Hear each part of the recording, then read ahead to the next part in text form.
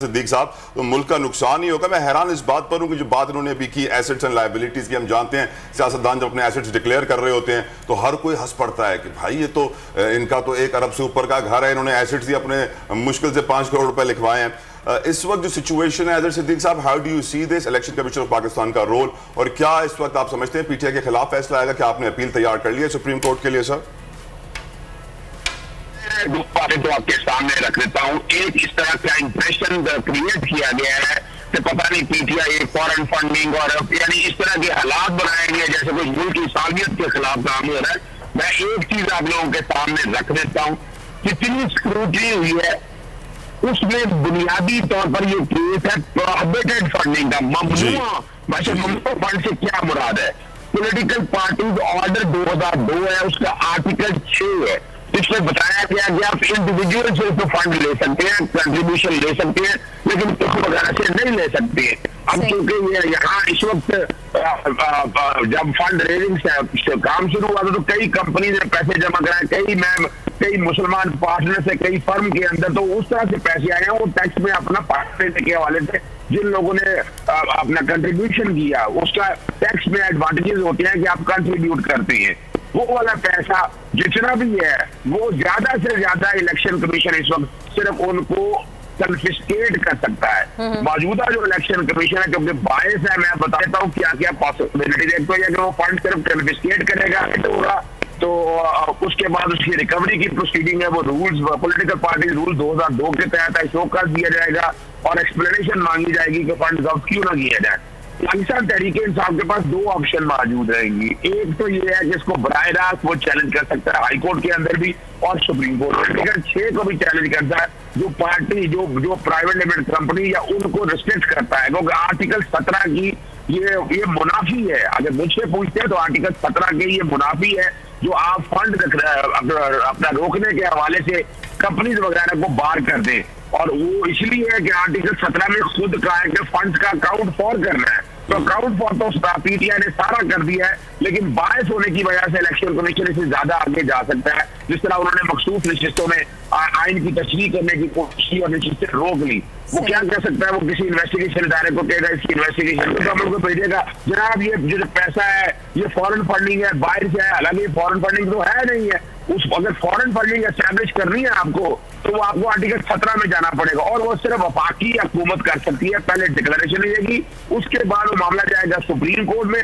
Supreme court अगर declare करेगी कि ये फॉरेन फंडिंग या फॉरेन फंडिंग खाली नहीं है, उसमें मुल्क की के साथ जोड़ना है, यानी मिसाल के तौर पर पैसा आ रहा है और आपने पैसा यहाँ पर दहशत गर्दी में लगा दिया, आपने मुल्क में अनारकी के लगा दिया, या पैसा लेकर आपने गवर्नमेंट टॉपल कर दी है, आपने नो कॉन्फिडेंस मूवमेंट ले आए हैं। ये वो मामला है कि जहां मुल्क की सालमियत के साथ जोड़ना पड़ेगा पैसों को, तब जाके पार्टी बैन कर सकते हैं और सुप्रीम कोर्ट उसको एडजुडिकेट करेगी और फिर फैसला देगी। लेकिन यहाँ इलेक्शन कमीशन अगर अपने उस इख्तियारात से आर्टिकल 6 के प्रोहिबिट करना चाहता है तो वो बदनीति में मबनी होगा, बायस होगा, वो हाई कोर्ट में भी चैलेंज हो सकता है और सुप्रीम कोर्ट में भी चैलेंज हो सकता है। अभी तक इलेक्शन कमीशन सही। अच्छा जी, अमजद अली खान साहब की तरफ बढ़ते हैं और कि इनकी आवाज़ चली गई, मेरे ख्याल से अजहर साहब की आवाज़ आपको आ रही है? We'll try to connect with him again। लेकिन बहुत अच्छी बात उन्होंने की है, फंड्स कॉन्फिस्केट हो सकते हैं और एक्सप्लेनेशन मांगी जा सकती है कि ये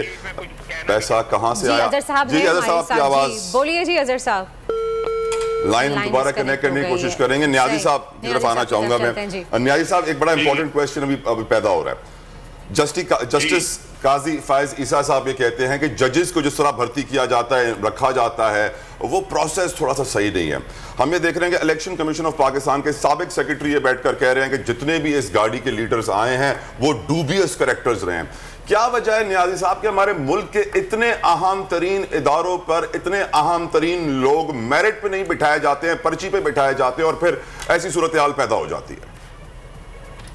बेसिकली तो आपका जो सिस्टम है ना वो कोलैप्स कर चुका है और वो डिलीवर करने की पोजीशन में नहीं है, क्योंकि बजाय इसके कि हमारे इदारे मजबूत होते, लेकिन शख्सियात ने इदारों की जो सालमियत है या इदारों की कारकर्दगी है वो क्वेश्चन मार्क कर दी है और उसकी वजह से आज जो है आप देख लेंगे सर इन इदारों में को जाए, आपको भी तो सही करना चाहिए था जब आप हुकूमत में थे सर।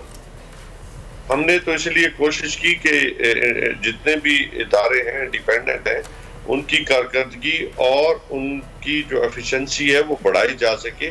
लेकिन आपके इल्म में होगा, इवन हम ईवीएम मशीन लेके आए या कोई सिस्टम हमने नेशनल असेंबली से पार्लियामेंट से पास किया, उसको भी रिवर्स कर दिया गया। हमने तो अपने तौर पे बहुत ज्यादा कोशिश की और उसकी सजा भी हमें ये दी गई कि हमें रजीम चेंज जो है वो आपके सामने है। उसका मकसद भी यही था कि पाकिस्तान तहरीक इंसाफ जो इदारों को टेक ऑफ करा गई थी तो उसको दोबारा रिवर्स कर दिया गया, उसी गुलामी में डाल दिया गया है।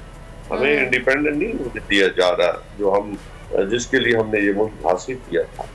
सही। मैं यहाँ पे जमील साहब से सवाल करना चाहूंगी, हमारे साथ मौजूद। जमील साहब, आपको क्या लगता है कि अगर फैसला पाकिस्तान तहरीक इंसाफ के हक में नहीं आता तो इस वक्त आपको नहीं लगता कि उनकी पॉपुलैरिटी मजीद इजाफा हो जाएगा? क्योंकि जैसे कि हम देखते हैं कि इमरान खान की एक कॉल के ऊपर रमज़ान के महीने में पूरा शहर निकल के बाहर आ जाता है। मुख्तलिफ शहर, इस्लामाबाद ले लें, लाहौर ले लें, सियालकोट ले लें, हर जगह रोडों पर लोग निकल आते हैं। तो अभी भी क्या मजीद तसादुम और अनारकी नहीं फैलेगी? अगर उनके खिलाफ फैसला दिया जाए उनकी मकबूलियत में मजीद इजाफा हो जाएगा? देखें, ये बात तो फैक्ट है। मैं इससे पहले जब आप अज़र सिद्दीक साहब से और बाकियों से कनेक्ट कर रहे थे, मैं यही कह रहा था कि नजरिया जरूरत के तहत आप ये भी करके देख लें क्योंकि इसका नतीजा उलट ही आएगा और वो आया है। और आप गलती दर गलती दर गलती दर गलती करते जा रहे हैं। अभी तलहा पूछ रहे थे कि इतनी बड़ी पोजीशंस पर मेरिट पर भर्तियां नहीं होती। भाई, ये मेरिट का फंडा आप जैसे हम जैसे मिडिल क्लास लोगों के लिए है। ये कानून की जाली जिसमें से निथार कर हमें निकलना होता है, वो आप जैसे हम जैसे या रेड़ा बानों के लिए है। आप किसी बड़ी गाड़ी को तो रोक के दिखा दें इस मुल्क के अंदर। मेरिट का हाल ये है कि बाहर की पर्ची के ऊपर आपके मुल्क का प्राइम मिनिस्टर हटा दिया जाता है। ये मेरिट है, इसको मेरिटोक्रेसी कहते हैं पाकिस्तान में। 7 साल से एक फैसला पेंडिंग पड़ा है, केस पेंडिंग पड़ा है और देखिए फैसला महफूज कर लिया गया।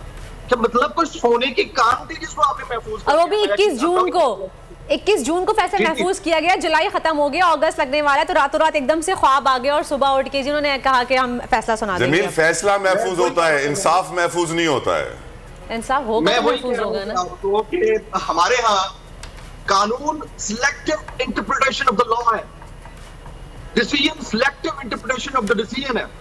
और मादत के साथ फैसला महफूज कर लिया। महफूज वो करता है जिसको महफूज का स्पेलिंग नहीं पता होगा। रहनुमा, कल मैं पढ़ रहा था, नजीर चौहान नून लीग के रहनुमा को गिरफ्तार कर लिया गया। रहनुमा का मतलब है रास्ता दिखाने वाला। वो जो रास्ता दिखाए, वो जो भटके हुए हैं उनको हमने रहनुमा। Jamil stay with us. मैं चाह रहा हूं कि हम बाकी अपने मेहमानों से भी फाइनल कमेंट्स यहां पर लें। यहां पे अफजल खान साहब, वे फॉरवर्ड बताइए कि हम किस तरह आगे बढ़ें, किस तरह अपने इदारों को बेहतर करें। ये डूबियस कैरेक्टर्स कब तक हमारे इलेक्शन कमीशन ऑफ पाकिस्तान की गाड़ी या जहाज को लीड करते रहेंगे? तलहा, अल्लाह आपको जज़ाए खैर दे कि आपने ये सवाल किया। बुनियादी बात यह है कि मैं इस सिस्टम में रहा हूँ पिछले 40 साल से और उस वक्त तक तो मुझे पता नहीं था, लेकिन ये 9 अप्रैल के बाद मुझे पता चला कि ऐसे लोग जैसे भगवान दास, जैसे जस्टिस कर्नेलियस, जैसे हमारे सुबह सरहद में एक अब्दुल्ला साहब थे, हैं अल्लाह उनको जिंदा रखे, वो लोग जो हक को हासिल कहते हैं, इनको ये लोग कहते हैं ये अनमैनेजेबल है, ये लोग फिट नहीं है। इसलिए कि इनको जब हम कहेंगे कि किसी को उल्टा करो और किसी को सीधा करो तो वो तो कहेंगे कि नहीं, we will abide by the book. तो बात यह है कि अभी, और दूसरा ये कि क्लींजिंग की शदीद जरूरत है। अभी इमरान खान आएगा, इसमें कोई शक नहीं है। जो लोग उसका रास्ता रोकना चाहते हैं उनको अल्लाह ताला हिदायत दे, और अगर हिदायत उनके नसीब में नहीं है तो अल्लाह ताला उनको ऐसे निकाल दे जैसे मक्खन में से बाल निकलता है, कि हमारे पाकिस्तान के सिस्टम को नुकसान ना पहुंचे। अल्लाह ताला ने पाकिस्तान से काम लेना है। आज तक इलेक्शन कमीशन ने कितने फैसले लिए हैं वो सारे रिवर्स हो चुके हैं। बहुत बहुत शुक्रिया साबिक election commissioner of Pakistan, secretary election commissioner of Pakistan Afzal Khan साहब हमारे साथ मौजूद है। अज़र सिद्दीक माहिर कानून हमारे साथ मौजूद है। अमजद खान नियाज़ी साहब हमारे साथ मौजूद थे। आप तीनों हज़रात का बहुत बहुत शुक्रिया। सब्सक्राइब करें और बेल दबाएं ताकि कोई खबर रह न जाए।